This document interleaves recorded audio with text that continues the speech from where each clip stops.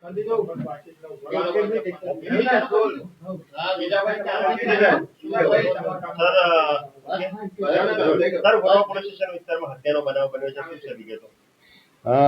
રાત્રે Gorwa police station વિસ્તારમાં ગોરવા ગામમાં મસ્જિદની બાજુમાં આ કામે ફરિયાદી આરીફભાઈ હમીજીએ એમના પિતાનું ખૂન થયો છે એ બાબતની ફરિયાદ આપેલી છે. સમગ્ર હકીકત જોતા મસ્જિદની બાજુમાં આપના પાનનો ગલ્લો છે, ત્યાં હમીજી અને જે આ કામનો આરોપી છે સુહેલ રાણા એમને પણ કોઈ પણ બાબતે કંઈક બોલાચાલી થયેલી હતી. આ વાતનો ખાર રાખી અને સંદીપે એમના બનેવી સોહિલ રાણાએ એમના બનેવી સંદીપ વાઘેલાને કોલ કર્યો, જે મધુનગરમાં રહે છે. એટલે એ બંને થોડી વાર પછી ગોરવા ગામના ગેટ પાસે બાઇક લઈને આવતા ત્યાં આ કામે મરણ જનાર અમીજી જે છે એ ત્યાં ચાલીને આવતા હતા. બાઇકમાંથી ઉતરી અને તરત અમીજીને માથા ઉપર 2 કે 3 સપાટા એમને મારેલા છે અને સ્પોટ ઉપર જ અમીજીનું ત્યાં ડેથ થયેલું છે.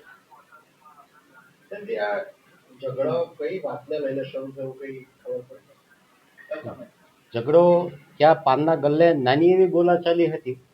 હજુ ડેડ બોડીનું પીએમ થવા પર છે, એટલે ઇન્વેસ્ટિગેશન ચાલુ છે, એટલે અમે મૂળ સુધી તો પહોંચશું. આરોપી કેટલા છે, કેટલા પકડાયા છે?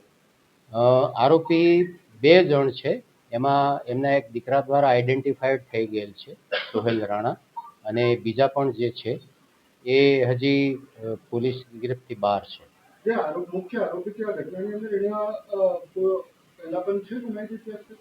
ના, એમનો ગુનાહિત ઇતિહાસ ચેક કર્યો પણ એવું કંઈ હાલમાં રેકોર્ડ ઉપર છે.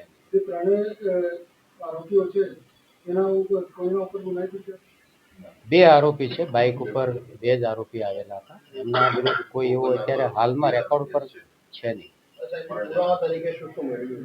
પુરાવા તરીકે સ્થળનું એક તો આપણે પંચનામું કર્યું છે, ઇન્ક્વેસ્ટ પંચનામું કર્યું છે, એફએસએલની મદદ લેવામાં આવેલી છે, અને જે સાંયોગિક પુરાવા જે છે એ માટે પોલીસ અત્યારે એમની તપાસ ચાલુ છે.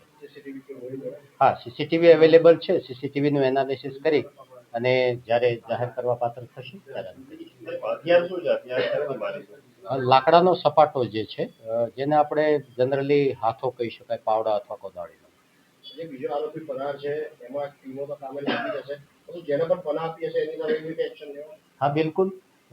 ગોરવા પોલીસ સ્ટેશનની લોકલ 2 ટીમ, ઝોન 1ની એલસીબીની એક ટીમ, ડીસીબીની એક ટીમ, એમ 4 થી 5 ટીમો આ જે બીજા આરોપી છે એમની પાછળ લાગેલી છે.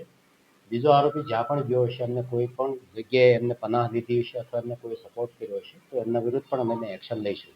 પુત્રનો આક્ષેપ છે કે જે આમાંથી એક આરોપી છે તેનો કોઈ આંકડાનો કે કોઈ ધંધો પણ છે, એવું કંઈ છે ખરું ભાઈ?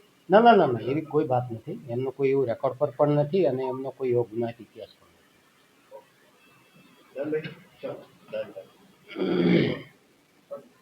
2 મિનિટ ખાલી